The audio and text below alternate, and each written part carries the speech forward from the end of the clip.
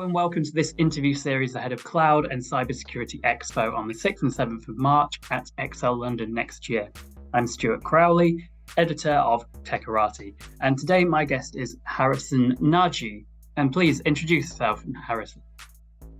Okay, thank you. Thank you again first off for this opportunity. My name is Dr. Harrison Nnaji, and I'm the Group Chief Information Security Officer for FirstBank and its subsidiaries. It's great to have you here, Harrison, especially I think with a lot of the cybersecurity conversations going on right now.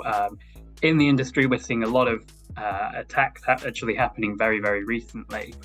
And you're actually going to be appearing at Cloud and Cybersecurity Expo next year to talk a bit more about these topics around cybersecurity, protecting assets and industries. But I'm curious, I think it would be really good to get an overview or an insight into how you even got into the position of a CISO and what's kind of led up to becoming a CISO at FirstBank. Okay, thank you very much. So I would say first, CISO, especially for this market, is something that had become more prominent as from 2019, when the regulator required bank released a framework called the risk-based cybersecurity framework and guidelines for the banking industry. Okay. Covering what we call the deposit money for the financial institutions, the financial industry, covering what we call the deposit money banks and the payment service providers. And the central bank had requested that every bank, we have to have a position called the Chief Information Security Officer position. In that case, they listed out the criteria for that position and the accountability and responsibility, including the reporting line, because the CISO is required by that framework to report directly to the managing director, chief executive officer, right? So how did it come to, how did I get into that role? Prior to that time, I have been around cybersecurity industry, starting from when it was prominently called IT security, information technology security. And I had played different roles in different fields, from application security governance, technology implementation, project management, network security, and different fields of security. I worked in prior organizations, but in 2014, as part of my strategic career growth, I moved into the financial industry, starting with a different bank called the United Bank for Africa, PLC, UBA PLC, where I was the divisional head. It was a new division. They wanted to focus on enterprise security, and they had attracted me to help champion that cause. So that was what I was doing. I think it was in my 4th year when I got approached by a recruiter and exposed me to that opportunity in FirstBank. It was at some point I got interested and then went through the interviews and resumed in FirstBank as what you could call the head of engineering and architecture. There was a function engineering and architecture because I have a background in engineering and I've done a lot of engineering work in that field, and I had thought that it would be a good fit to have that capacity. So it was in that role that I resumed, and just a few months later I got elevated to head the entire department. Then got also elevated to become the Chief Information Security Officer, then the Group Chief Information Security Officer for FirstBank and the subsidiaries. So the interesting thing is, so that regulation, I joined FirstBank in 2017, November 7th, when I joined FirstBank. But by 2018, that regulation came into being with effect from 2019. So that's how I assumed that role. And by nature, most of the requirements, I already met them. Some of them I've met like 10 years before that time, yes.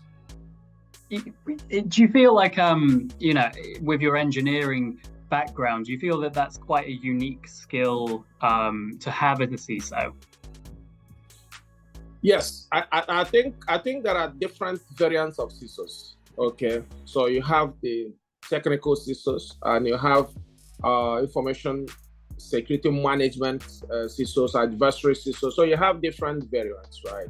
But it does help as a CISO if you have a depth in engineering, so that it is easier for you to have conversations. It's easier for you to understand vulnerabilities.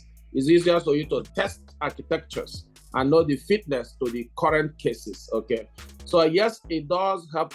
Can you be a very good CISO without engineering background? Definitely yes, but with engineering background, I think there's some kind of benefit, because then logic is easier for you to understand. Yes. What do you feel are the key skill sets that a CISO needs? Considering that your direct reporting line is to the chief executive, is the key skills people skills, in the sense that you have to negotiate and strategically work with people that might not know a lot about cybersecurity? Or is it more of the kind of the technical skills? What do you feel are the most unique skills or important skills for a CISO to have? I think it's a good mix of both technical and business. It's actually more on business skills than even people skills. I mean, people skills you would need in a relationship management, in being able to lead a team, manage conflicts, navigate options, engage people. But you have to have business mindedness, because at the end of the day, you're supporting the strategic objective of the organization. So you need to be seen to be a promoter of business. Okay, that's the way you can align forces easily and get everybody to look at things from your point of view. Okay, because you also understand alternate views. Okay, but technical skill is good, because after you've agreed on the business, after you've looked at the business objectives and agreed on the interventions required, because one of the core role of a CISO is to enable the organization to take more risks safely. You need to be able to enable the organization to take more risks, but take it in a very safe way. Do you understand? So CISO's role is moved from pure governance or control, where you're stopping everything and blocking everything, so where you are asking organizations they need to take more risk and go into more field that will enable them gain mileage. Okay, so yes, you have a good mix of people skills, because you need to manage people, you need to have empathy, you need to have understanding, you need to be able to understand what kind of people you're dealing with. Are they type A, are they type B, are they morning, are they night people? You need to understand that, understand temperament. Then you also need to understand business skills, okay? And business skills in the sense of conflict management, position management, okay? When there's conflict of interest, how do you manage it? How do you negotiate it? But again, you have to have technical skills, because eventually technology will play a key role in achieving the objective. So you need to be able to bring all those things down to technology level and processes and policies, where you can now harmonize all of them to continue to make sure that you're promoting the business, but at the same time protecting the business. Yes, so it's a good mix of technical people and business skills. But above all, as we go into the future, the CISO, we need to have soundness of mind. Soundness of mind will become far more important, which is how stable is your mind, okay? So that in the midst of chaos, you are still able to think straight. That would be one of the major skills, because there's a lot of conflicting factors that you need to navigate, but being able to stay amidst that and still achieve what the organization requires to achieve, to stay protected, will be one of the key features going into the future. Yes. Considering your own role in financial services, what do you think is one of the biggest challenges that you face? So it depends on how you want to, the lens you want to view challenges. Okay. So I will view it from the angle of threat management. Then I'll come back to people management, okay, which is stakeholder management. So if you look at from the angle of threat management, one of the three things that every CISO will still struggle with is first to have, for example, a threat that you understand, a threat that is exploitable, that there's no remedy. Do you understand? The OEMs are taking time to respond to it. If you look at 4J, for example, it's already done almost in his second birthday, there are still OEMs that have not adequately responded to it. So that's a major one. You understand this is a major threat. I'm not even talking about 0 days now. I'm talking about a threat that is now globally known, but OEMs are not responding, or threats or security organizations are not responding quickly to it. That's a major one. Another one, which is again becoming a major issue, is what I call now scale for access. Scale for access. So what then it means is that you have people going to train, because you have over 4 million jobs. I understand from another research that you now have even additional 15% on that 4 million jobs that are vacant. So people are now, cyber criminals are now going to academies to get skills so that they can get into organizations, okay, for cyber threat reasons, for fraudulent reasons. So they use the skills to get access. You understand? So I call them the cyber criminal with an ID card that's officially admitted into the organization. Is able to perform, is very smart, very productive, and yet a cyber criminal. Because then it is dangerous. It takes far more to single the person out. It's from inside. That's another major thing that every CISO will struggle with.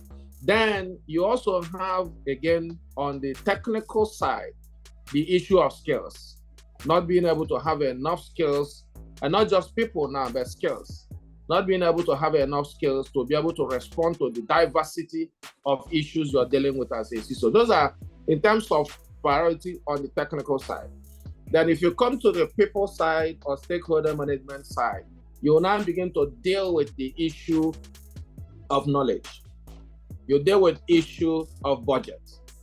You will deal with issue of reportage. How do you present the value you're bringing to the table so that people can connect to it? You understand? So those are now on people, stakeholder management angle. So yes, a CISO is exposed to a lot of things, but again, like I said, you have to be aware. You have to have self-awareness so that you can understand that these are critical issues you need to deal with and continue to deal with them.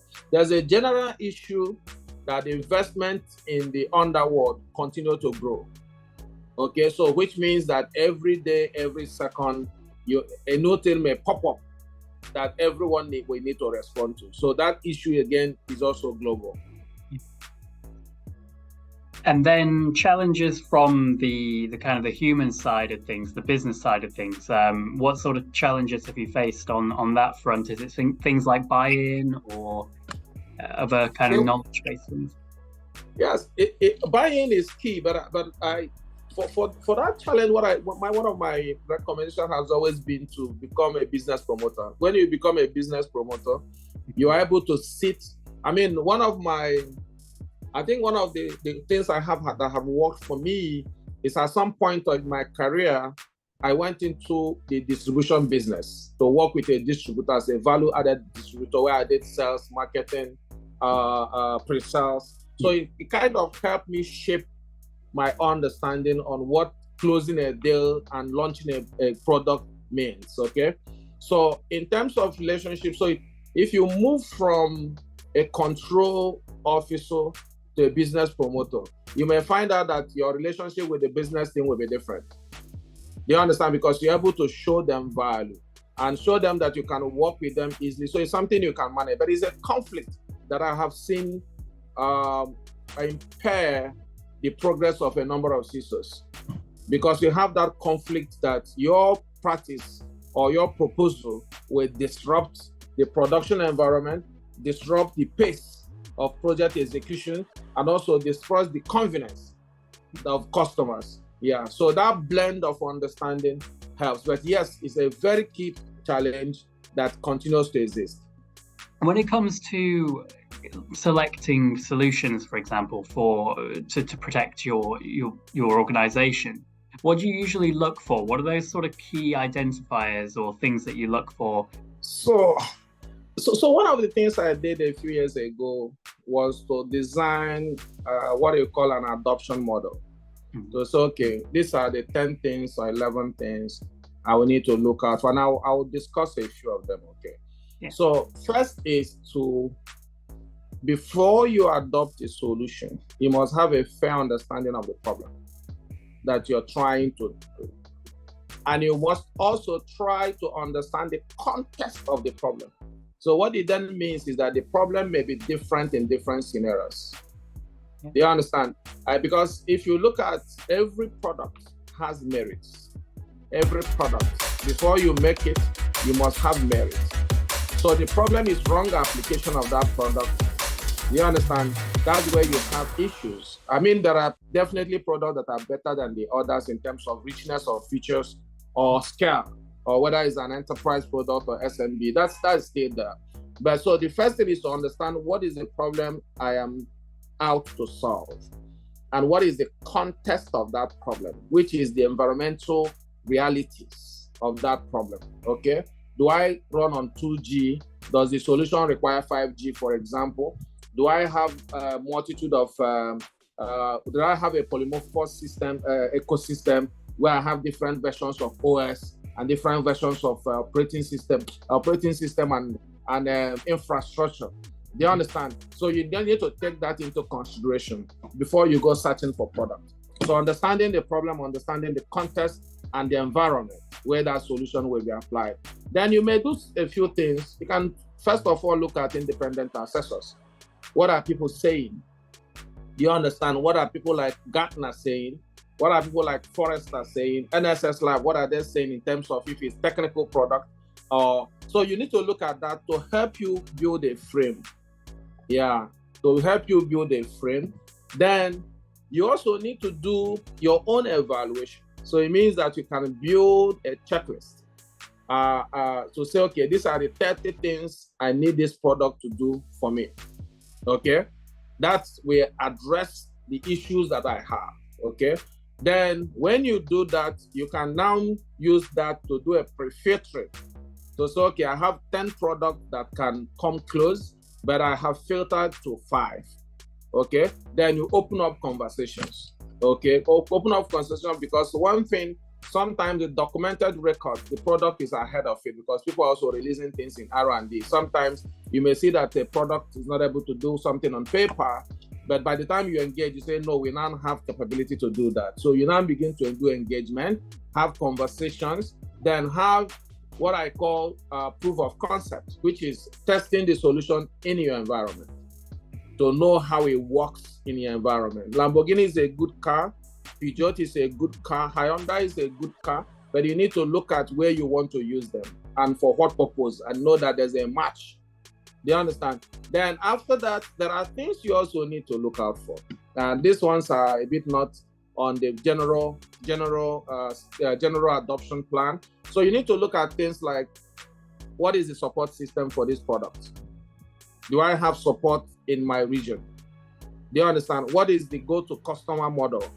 Is it OEM reseller, or they have trained resellers around me that I can call for certain kind of support? Do you understand? What is the focus of this organization? Are they trying to sell? Sometimes you may realize that organization is trying to sell, so they're trying to create value so that they can get a good sellout. So you do not want to jump on a ship that is going to be sold, right? So that, yeah, so things like that you also need to consider. Then, what is the ecosystem acceptance? Can this solution work with other things I have in the ecosystem? Does it support integration protocols, standard integration protocols? You also need to check out that, so you don't have a siloed solution that is not able to speak to any other thing in the ecosystem. I also do things like, is there anybody in my team that have worked with this solution before? I also ask that kind of question. So it's a whole mix of things that we do. And because of that, we've really had a very high success rate in adopting the appropriate solution and in getting that issue resolved upon completion of that solution. So these are some of the things we do. Cost pricing is also there, but then procurement we deal with, normally we deal with things like that, yes. Some of the statistics that I've been coming across from research is that CISOs are suffering from burnout, and cybersecurity professionals more broadly, they're suffering from burnout, and also perhaps a high turnover rate as well of CISOs. Maybe within a couple of years, a CISO will move on to another company. So I want to get your perspective on those numbers, but also I would love to hear about how you maintain a sound mind. What sort of strategies do you put in place to maintain that sound mind? Okay, so for me, as part of my education, I have completed 4 masters, 2 of them in cybersecurity, one in people management and one in project management. I've also completed a PhD in leadership and organizational strategy, just wrapping up another PhD in offensive cyber engineering. Okay. Now, outside that, I have also had a number of personal training and official training and awareness on empathy, people management, being able to understand that work is not person. They understand that there's a difference between the person and the work. And all you need is to get the person to do the work. So you don't tag an action to a person, right? So then I also paid attention to delegation of duties. Okay, I paid attention to understanding accountabilities, understanding responsibilities, knowing the difference, knowing how to give people opportunity to become the best, trying to study about people. You have the type A and the type B people. You need to understand that a team, you need to be formed. You need to go through the process. You storm, you norm, you perform and all that. But you also need to understand that the pace is different from each person. So people can get to the next stage faster than the other. So you need to first understand that even in a team that is at first individuals, okay? And sometimes you need to recognize that individualities because people have different backgrounds, different training. So you need to be intentional in trying to create some harmony. So I pay a lot of attention in things like team bonding, okay? In things like being able to bring everybody to the same place, to speak to them, to share motivations, to share experiences, to share reports, to look at progress. Do you understand? And being able to understand that everyone will not move at the same pace. Do you understand? So you need to give people to mature at their pace while you can facilitate where you need to facilitate. So that's very key. It was very key for me. And I think it's something I have tried to continue to mature in, being able to understand. So now it also, if you look at some of the conversations, you say there are really a lot you can speak to or you can ask people to do. But when it comes to football, you need to take the person to the field and show the person how to get it done. So that is also hands-on is there. So one of the things I do is to bring in experts to speak to the team, either in financial management, in health management and other things, in the mental picture. And also, I also do that to bring in experts. I have a number of them that are my friends, so I bring them into my sessions to share knowledge and experience, skill management, growth, career growth, and all that. So that helps to get some kind of balancing. Then again, being able to make sure that people understand the accountabilities. They understand, and everybody is asked to focus on delivering what is within their space, while also supporting the other teams is also key. That's part of the thing that had helped me. So then what that does for me as the CISO is that I don't get ingrained in everything happening. Do you understand? Because I have the guardrails and I have these checkpoints where I can check how aligned that activity is, okay? Then I'm also now, with that, I'm able to focus on more strategic things. I'm able to engage in relationship management across the entire organization. I'm also able to speak to my own mind. Do you understand? To develop my own mind to understand that whatever happens, success is success. Do you understand? The success is that we have minimal attacks, almost near zero attacks. That's what is very important. Okay. So that's part of what I have done in terms of managing myself, managing my team, and also being able to manage my stakeholders. And I keep emphasizing that soundness of mind is key, so that the CISO is not caught up in a situation where he focuses more on method rather than outcome. Yeah. He focuses more on who and why and who and what rather than why. Why is this being done? Do you understand? So those are some of the things we've done, and I continue to promote to make sure that I can function, and then the team can also function. One of the things I've spoken to it is being able to deepen my own knowledge. Do you understand? So that it's easier for me to understand the emerging technologies. It's easier for me to understand the risks that we are facing. It's easier for me to understand stakeholder communication, management communication, board communication. It's able to interpret languages. And because I function as a bridge between the management and board and the team, and understand what needs to be done, I'm also able to take that message and tweak it in such a way that the team can understand what is expected. So these are some of the things that I have leveraged to promote the kind of success we've achieved so far. Fantastic, thank you. And one final question is, what sort of things are you looking forward to or excited about sharing or doing at Cloud and Cybersecurity Expo in March when you turn up? So one of the things I've been asked to do is to begin to speak to the cyber of the future, cybersecurity. In the next 3 to 5 years, what is it going to look like? And I think I'll share some of those thoughts here. There are also some that I have not shared here because the question have not triggered it. But what is that what should people expect? What will people be expecting? What will be happening? How do we be, based on all the available research, knowledge, and every other thing, what is that shaping going to be like? So that people at least can have like a mental travel to look at what the future will look like, and then they can walk backward and make sure that they're at the right pace to be able to continue to defend themselves. There are a lot of things that will be happening that we've seen happening now. One of them is what I have described as scale for access. It's going to be worse as we move into the future, because then it will be demand pulled, and then organizations are not in a position to deal with it unless they deepen their capacity to look at internal interactions and offline interactions. So yes, I will be speaking to that, and I'm aware I will also be supporting in other areas during the conference. Yes, but I wrote just about the cyber area, just about what I'm able to see and how I think the future of cyber will look like, especially within the next 3 to 5 years. Yes.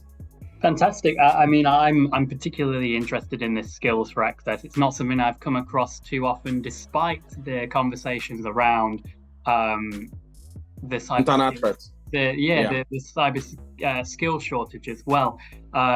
It's usually one of those things that isn't really talked about. Is actually, people can infiltrate internally through actually learning a lot of these skills, and that's something to really be aware of as well. So I thank you for your time today, Harrison, in sharing those thoughts, and hopefully I'm looking forward to your session on the 6th and 7th of March at Excel London. So thank you so much for your time. Thank you, and thank you for your time again, Scott.